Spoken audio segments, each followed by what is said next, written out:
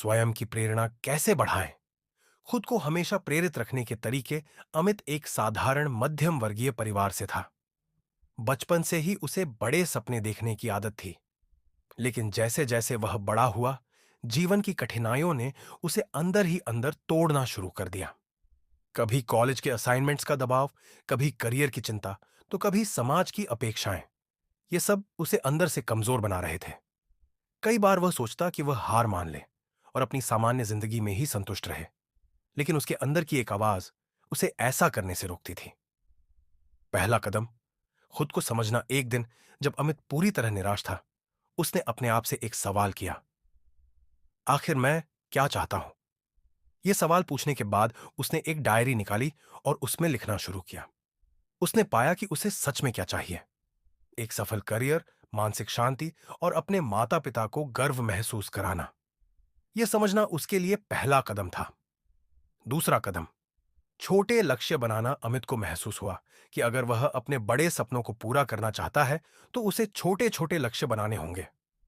उसने तय किया कि वह रोज कम से कम 1 घंटा अपने कौशल को सुधारने में लगाएगा।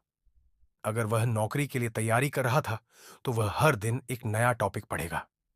अगर वह खुद को फिट रखना चाहता था, तो रोज 30 मिनट की एक्सरसाइज करेगा। छोटे लक्ष्य उसे आगे बढ़ने की प्रेरणा देने लगे।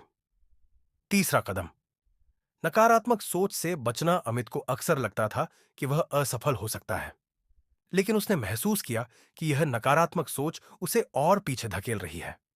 उसने अपने आसपास प्रेरणादायक किताबें रखनी शुरू की, यूट्यूब पर मोटिवेशनल वीडियो देखने लगा और नकारात्मक लोगों से दूरी बना ली। धीरे धीरे उसकी सोच बदलने लगी।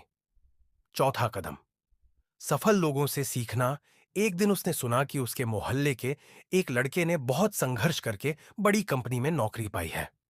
अमित ने उससे मिलने का फैसला किया।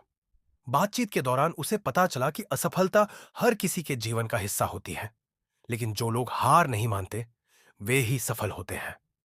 इस मुलाकात ने उसे और प्रेरित किया।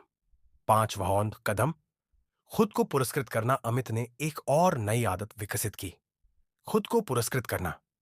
जब भी वह कोई लक्ष्य पूरा करता, वह खुद को छोटी छोटी खुशियां देता। कभी अपनी पसंदीदा आइसक्रीम खाता, कभी कोई नई किताब खरीदता, तो कभी दोस्तों के साथ बाहर जाता। यह उसे लगातार मेहनत करने के लिए प्रेरित करता था। छठा कदम, अपने बीते सफर को याद रखना। एक दिन जब वह फिर से निराश महसूस कर रहा था, उसने अपनी पुरानी डायरी उठाई और उसे पढ़ना शुरू किया। उसने देखा कि वह कहां से चला था और आज कहां तक पहुंच गया है। यह सोचकर ही उसे एक नई ऊर्जा मिली। उसे एहसास हुआ कि अगर उसने यहां तक सफर तय किया है, तो आगे भी कर सकता है। अमित की सीख। अब अमित हर दिन खुद को प्रेरित रखने के लिए इन सभी तरीकों का इस्तेमाल करता है। उसने सीखा कि प्रेरणा बाहर से नहीं आती, बल्कि अंदर से पैदा होती है। जब तक हम खुद को समझेंगे, सही लक्ष्य बनाएंगे, नकारात्मकता से दूर रहेंगे और अपने सफर को सराहेंगे, तब तक हम खुद को प्रेरित रख सकते हैं। प्रेरणा कहीं और से नहीं, बल्कि हमारे अंदर से ही आती है। बस हमें खुद को सही दिशा में ले जाने की जरूरत होती है। यह कहानी सिर्फ अमित की नहीं, बल्कि हम सबकी है। अगर आप भी खुद को प्रेरित रखना चाहते हैं, तो इन छोटी छोटी आदतों को अपनाइए और अपने सपनों को साकार कीजिए।